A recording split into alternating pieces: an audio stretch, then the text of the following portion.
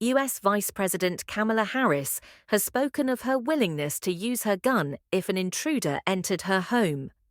"If somebody breaks into my house, they're getting shot," she said in a jokey exchange during a live-streamed event in Michigan with host Oprah Winfrey on Thursday.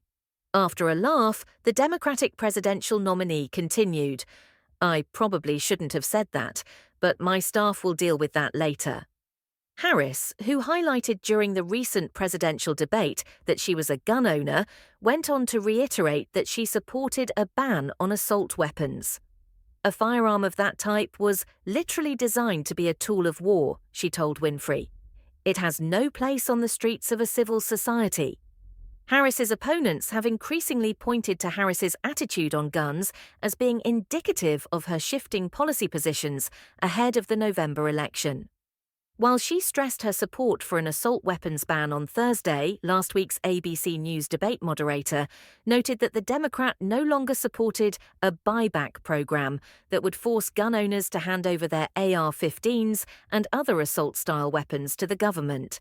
Buyback proposals gained steam during the 2020 Democratic presidential primary race, with Harris voicing her support at the time. "We have to have a buyback program, and I support a mandatory gun buyback program," she said in October 2019. During the presidential debate, Harris did not directly explain why she no longer supported the buyback idea. Asked by Winfrey to confirm if she had been a gun owner for a while herself, Harris replied that she had. She said she was a supporter of the US Second Amendment, which protects the right to gun ownership. But Harris stressed that she wanted tighter gun laws. She went on to set out her case for a ban on assault weapons, citing America's problem with school shootings. "It was bone-chilling for a child to have to go through a drill for such an incident," Harris said. "It doesn't have to be this way," she added. After one of the most recent US mass shootings, a 14-year-old boy has been charged with murdering 4 people at a high school in Georgia. During Thursday's event with Winfrey, who also spoke at last month's Democratic National Convention, Harris was also questioned on topics including immigration and the economy. Celebrities including Jennifer Lopez featured in the session, which was watched by about 300,000 people. Harris's gun ownership has been a matter of public record since 2019, when she said, "I own a gun for probably the reason a lot of people do, for personal safety. I was a career prosecutor."